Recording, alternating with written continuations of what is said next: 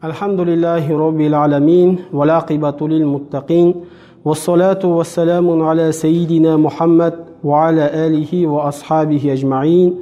Amma ba'd, assalamu alaikum rahmatullohi wa barakatuh. Аллах субханаллах тағалаға мақтаулар болсын. Пайғамбарымыз Мұхаммед Мұстафа саллаллаху алейхи уассаламға Аллах тағаланың салауат сәлемдері болсын. Аллах субханаллах тағала бізге берген нығметтері өте көп. Аллах тағаланың ол нығметтерінің көптігі сондай, біздің ақылымыз оны санай алмайды. Ол жайында Аллах тағала Құран Кәрімде «Уаин таудду ниъматаллахи ла тухсуха». Егер сендер Аллах тағаланың сендерге берген нығметін санайтын болсаңдар, сендер оны санай алмайсыңдар дейді. Енді Аллах тағала бізге осындай нығметтерді беріп жатыр екен, біз Аллах тағалаға шүкіршілік етуіміз керек. Біз Аллах тағалаға шүкіршілік етеді екенбіз, Аллах тағала өзінің нығметтерін бізге арттырып бере береді. Яғни біздің шүкіршілік етуіміз бізге нығметтердің келіп тұруына себеп болады. Аллах тағала Құран Кәрімде айтады: «Лаин шакартум ла азиданнакум». Егер сендер шүкіршілік қылатын болсаңдар, ла азиданнакум, мен сендерге арттырып берем дейді. Али ибн Аби Талиб өзінің бір сөзінде айтады: «Инна ниъмата маусулатун бишукр». Расында нығмет ол шүкірге байланысты дейді. Яғни Аллах тағаладан сізге нығмет келіп жатса, сіз оған шүкіршілік қылыңыз дейді. Уашшукр ятааллақу бил мазид. Қасан сен шүкіршілік қылады екенсің, Аллах тағала арттырып бере береді дейді. Фалан янқатиу мазид миналлахи хатта янқатиу шукр минал абд. Аллах тағаланың арттырып беруі еш тоқтамайды дейді, еш үзіліссіз келіп тұрады, тіпті пенде шүкіршілік қылуын тоқтатқанға дейін дейді. Сонда бұдан келіп шығатын қорытынды, біз қашан Аллах тағала берген нығметтерге шүкіршілік қылмаймыз, сол уақытта бізге Аллах тағаланың нығметтері үзіледі. Біз Аллах тағалаға шүкіршілік қылмайды екенбіз, Аллах тағаланың бізге қаһары келеді. Аллах тағаланың бізге сол уақытта азабы келеді екен. Ол жайында Құран Кәрімде көптеген бізге дәлелдер бар. Ад, Самуд қауымдары, мысалы Қарун, олар Аллах тағаланың берген нығметтеріне шүкіршілік қылмаған себепті Аллах тағала оларға өзінің азабын жіберді. Мысалы Саба қауымы жайында Құран Кәрімде айтады, оларға сондай бір біз бау-бақшаларды бердік дейді, екі жағынан өзендер ағып жататын еді дейді. Және де оның жемістері төгіліп, жемісін өте мол беретін еді. Тіпті оны теруге кірген адам, оның бергі бетінен арғы бетіне өткенге дейін жемістер өздері төгіліп тұрған соншалық, олардың ыдыстарын солай толтырып тастайтын еді дейді. Бірақ Аллах тағаланың осы берген нығметтеріне олар шүкіршілік қылмаған себепті Аллах тағала ол жаңағы берген нығметтерін жермен жексен қылып, олардан жоқ қылып жіберді. Енді біз көбінесе бізге берілген нығметтерді көрмейміз, өзіміздегі жоқ нығметтерді қараймыз. Мысалы, қиссаларда келеді, бір кісі бір дана кісіге дейді, жаңағындай білімі бар дана кісіге келіп, өзінің халі жайында арыз қылды дейді. Менің халім нашарлап кетті деп. Сол уақытта әлгі кісі айтты дейді: сен маған бір көзіңді 100 мың дирхамға сатасың ба деп айтты дейді. Сонда ол кісі айтқан: жоқ, сатпаймын деген. Қолыңды маған 100 мың дирхамға сатасың ба деген. жоқ. Құлағыңды маған 100 мың дирхамға сатасың ба? Сөйтіп Аллах тағаланың берген нығметтерін айтып отырды дейді.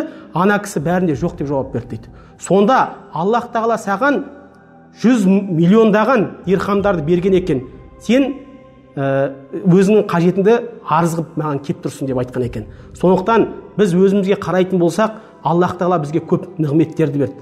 Бізге көретін көзді берді, еститін құлақты берді. Мысалы, қаншама адамдарды көреміз, көздері көрмейтін адамдар бар, құлақтары естімейтін, аяқтары жоқ адамдар бар, қолдары жоқ адамдар бар. Адам, көбінесе адамның табиғаты сондай, дүниеге келген уақытта өзінен жоғары нәрсеге қарайды. Мысалы, бір шетелдік көлік мініп жүрген адам болатын болса, біреу вертолет мініп жүретін болса, ол адам соған қарайды: маған осындай менді вертолет мінсем екен деп. Бір жаңағындай бір қарапайым машине мініп жүрген адам, шетелдік машине мініп жүрген адам қарап тұрып, Аллах тағала да маған осындай бір шетелдік көлік берсе екен деп, жаңағындай бір соны армандап, өзінің мініп жүрген көлігіне шүкіршілік қылмай қалады. Жаңа қарапайым көлік мініп жүрген адамға қарап тұрып, велосипед мініп жүрген адам оған қарап, Аллах тағала маған осындай жаңағындай бір не берсе екен деп, өзінің астындағы жаңа велосипедіне шүкіршілік қыла алмай қалады. Велосипеді бар адамға жаяу адам, Жаяу адамға мысалы аяғы жоқ адам қарап тұрып, маған осындай нәрсе берсе екен деген сияқты өзінде берген нәрселерге шүкіршілік қыла алмай қалады екен. Енді шүкіршілік не дейтін болсақ, ғалымдар айтады, шүкіршілік хуа ирфану ни'мати ва изхаруха ва санау биха. Шүкіршілік дегеніміз ол Аллах тағала саған берген нығметті білу, және оған шүкіршілік қылу, және оны көрсетуің сенің, және оған мақтау айту. Сол себептен ғалымдар айтты, шүкіршілік үш түрлі нәрсемен болады деді. Бірінші, адам жүрегімен шүкіршілік қылады. Яғни жүрегіменен сол саған беріп жатқан затты сен біліп, және оған жүрегіменен разы болып, сол затты жақсы көріп, жүрегімен шүкіршілік қылу. Екіншісі, тілмен болады. Тілмен болған уақытта сен Аллах тағала саған берген нығметтерді айтып жүруің. Маған Аллах тағала мысалы не көретін көзді берді, еститін құлақты берді деген сияқты айтып жүруің. Аллах тағала Құран кәрімде айтады: "Ва амма би ни'мати роббика фахаддис".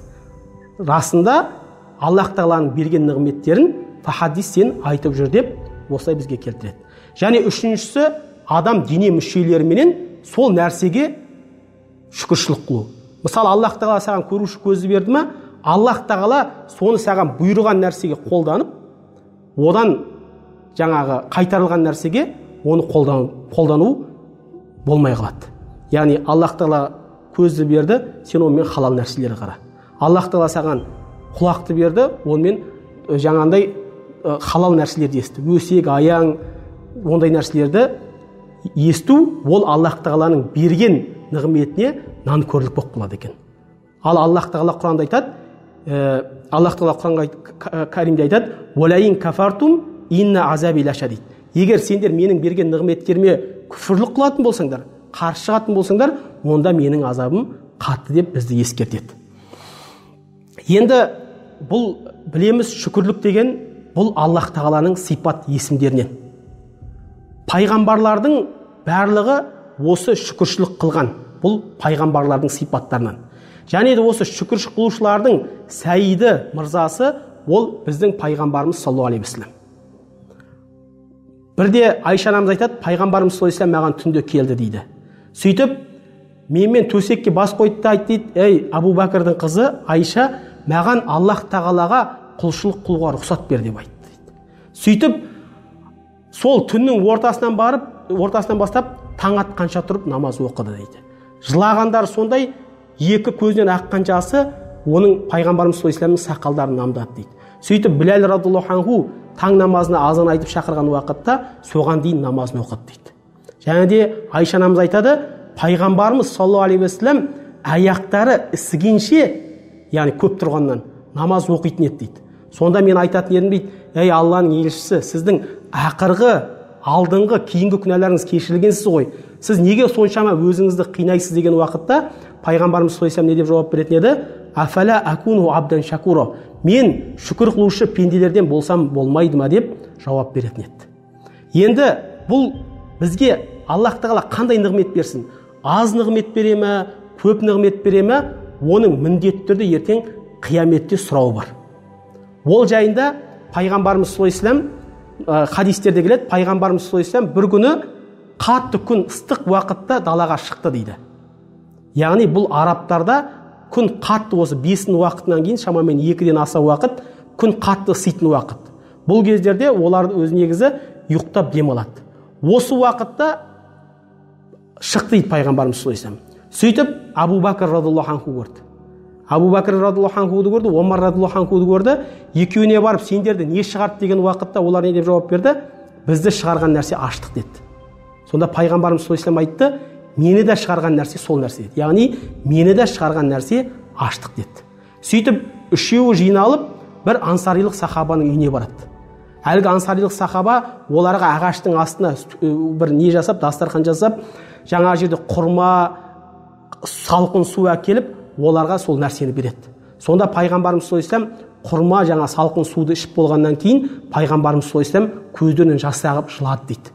Сөйтіп айтты дейді: "Мынау құрма, мынау салқын су ертең қиямет күні біз бұлардан міндетті түрде сұраламыз" деп айтты дейді. Сонда қараңыз, Аллах тағала бізге қаншама нығметтер беріп жатыр. Мысалы, бізге иман нығметін берді, бізге ислам нығметін берді, бізге бала шағамызды берді, әйелдерімізді берді, бізге қаншама ілімдерді берді. Содан мынау құрма менен судан сұралатын болсақ, бұлардан біз міндетті түрде қиямет күні сұралады екенбіз.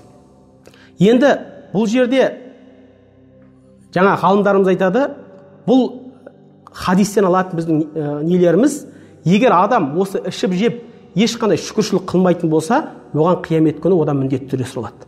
Ал егер біз жеп ішкен сайын, мысалы жеп ішерден ішкен нәрсемізді халалдан алып, және бастар уақытта бисмиллямен бастап, оған ішіп болғаннан кейін әлхамдулилля Аллах тағалаға мақтаулар болсын деп аяқтайтын болсақ, иншалла біз оған сауап алады екенбіз.